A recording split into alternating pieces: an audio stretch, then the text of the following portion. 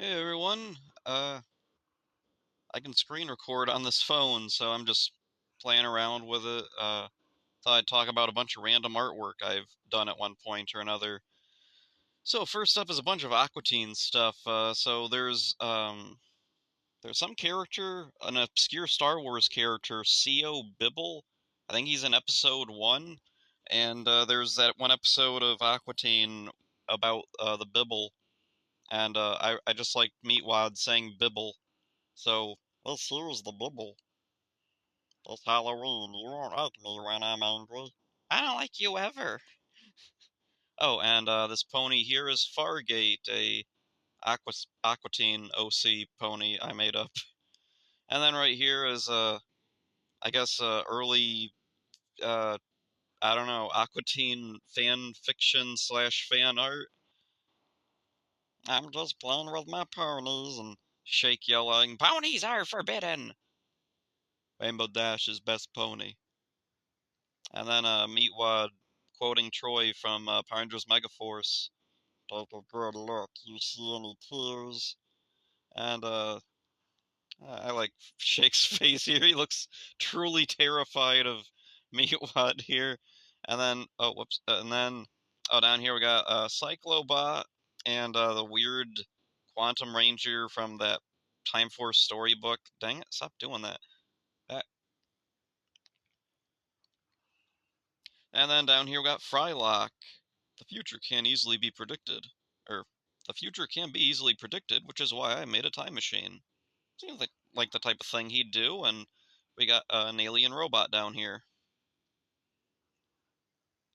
And so here's Master Shake trying to look like a supervillain. See the nose ring? Isn't it obvious? I'm a supervillain from the future. Supervillains don't have to wear nose rings. And we see Master Shake's drawing of the ideal supervillain.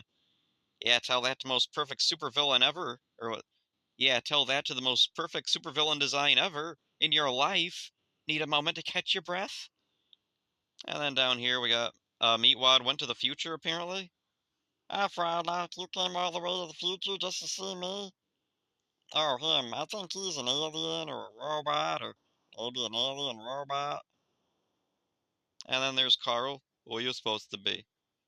I'm a mysterious hero. I've always been here. I don't remember ever seeing you. Well, that sounds like your problem. And I think that's it for Aqua Teen stuff. And here we got Norg and Bluefur, who are both Yetis or Bigfoots or whatever in Power Rangers. And here's Ninja Con from the Ninja Storm toy line, and also Jungle Fury, I think. Yeah, that weird thing that looks like Ninjor, but it's not. Oh, and here we got. Dang, what was this for? This was for Ninja Storm. This was for a Ninja Storm rewatch thumbnail. So, the introduction of Cam, and an interesting thing that I've always thought was weird with Cam is his look is like an amalgamation of Tommy's. I think in Japan they were really expecting the Hurricaneger adaptation of Power Rangers to have Tommy as this ranger. But yeah, then it wasn't. So all that was just kind of lost. So he's green and has gold armor, just like the Mighty Morphin Ranger. He has a star on his helmet, although like this is a ninja star because ninja. And let's see, the White Ranger's armor is like kind of the same shape as, and he even has a diamond on his chest there. And then we got Ninja Tommy because, well, Ninja Storm. And this was from like, oh dang, I don't know how long ago this was. Power Rangers Hexagon. This is a thing that never happened. I was writing like a fanfic back when I was in like middle school, or no, I would have been in high school because this Yellow Ranger here, this yellow Go Ranger thing, I think was from Akiba Ranger season two. And then here we got the Hexagon Command Center. Or I think that was what this was supposed to be. I don't remember now. This might have been something else. And then right here we have what is this? Rita and Zed from the last episode of Power Rangers Zeo. Let's see, got the Machine Empire getting blown up in the background while they drive off in their little van. And this guy here, this is Kid Zippo. He's a character from way back in the old Hamilton Marvel comics.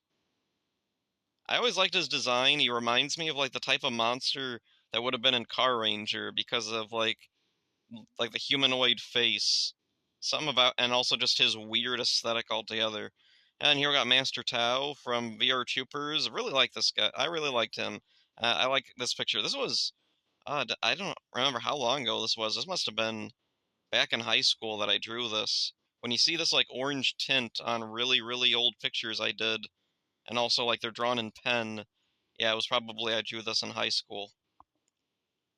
And oh, right here, yeah, another thing with Kid Zippo and a guy even saying Bozak. And then right here is a Rootin' Tuman from one of the Paper Cuts Mighty Morphin comics. It was really weird. They did the Rita and Zed settle their war with a coin toss thing, but for whatever reason, they replaced Zordon with this guy. I don't know. I really don't know what the because it's still obviously Barza. Like I didn't color this in because this was like back in high school. Must have, or wait, no, it would have been a year or two after high school, I think. And then right here we got a Xander and Dominic because why not? Oh, and it looks like I screwed up Dominic's leg there a little bit and redrew it or something. Oh, and yeah, right here is Barza, who really should have been Zordon in that comic, but for some reason they erased his head, put in a turnip or something, and called him something else, and I don't get it. Like this is Zordon. This is Zordon's canon, like human look, like pre head in the tube. And then here we got Divatox and crap. What was her name? Demetria. We got Demetria and Divatox. They were originally intended to be sisters. I always thought that was kind of fascinating. Oh, and oh, I remember this. So after I finished my Beetleborgs rewatch, I did a Beetleborgs finale fan fiction video, which is really cool. You should go check that out. But then I had an idea. What if I did like a follow up? Because there was almost a Beetleborgs season three called Beetleborgs B Force or something, or Beetle Force. I don't remember. But it had to do with the original three kids or adults and their training like a little military academy of new Beetleborgs, but kind of like Ranger Academy. I couldn't wrap my head around how that would work. I had these designs for the adult versions of the kids from Beetleborgs, but then I couldn't really think of anything else. So yeah, I never followed through with it. And this is the most high school thing ever. Uh, these are Lucky Star Rangers because back in high school, and it might maybe in middle school, I don't remember if had seen. I think it was in high school that I first saw Lucky Star. Yeah, I was really big into Super Sentai and Lucky Star, and so I made Lucky Star Rangers. So we have a Kagami Ranger, Miyuki Ranger, Konata Ranger, and Tsukasa Ranger. The Tsukasa one might be my favorite. Kagami's cool too. I like the little antennas on her head. And then right here is an alien. I don't remember why I drew this. I think I just drew this alien's face and then drew everything else around it. And then right here is a Bigfoot carrying this little girl, Erica, because for a while I wanted to do like a comic with this girl Erica, who was friends with a bunch of Bigfoots who lived in the forest. And oh, there's another one. So,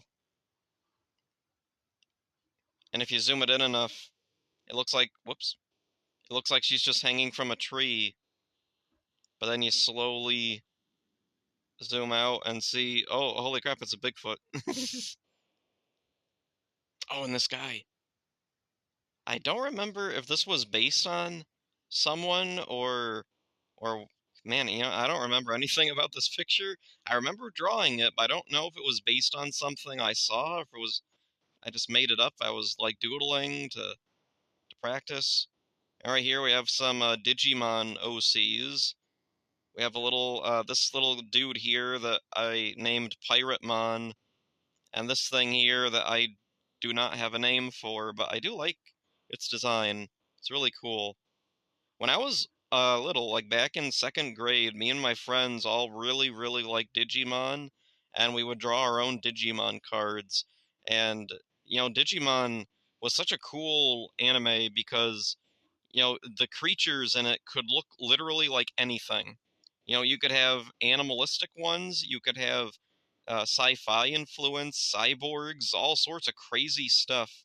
And so our imaginations just went wild, and that's let's see, back in second grade is where I came up with this little Piratmon guy, but this more plant-looking thing I came up with years and years later.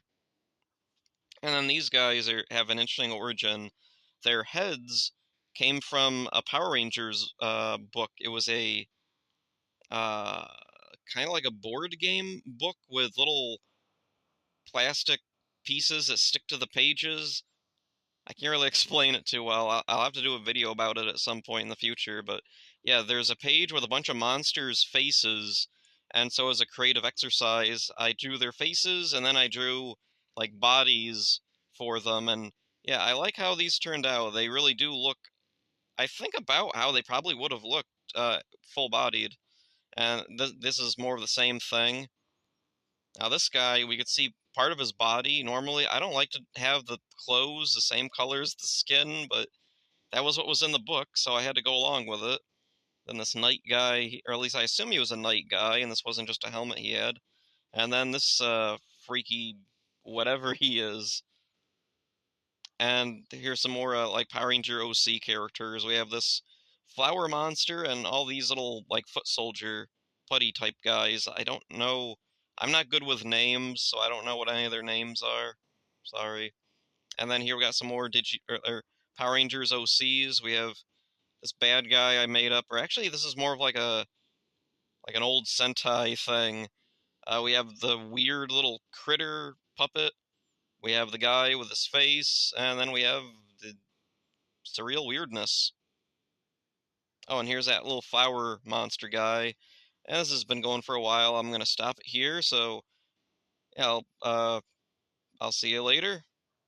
Bye.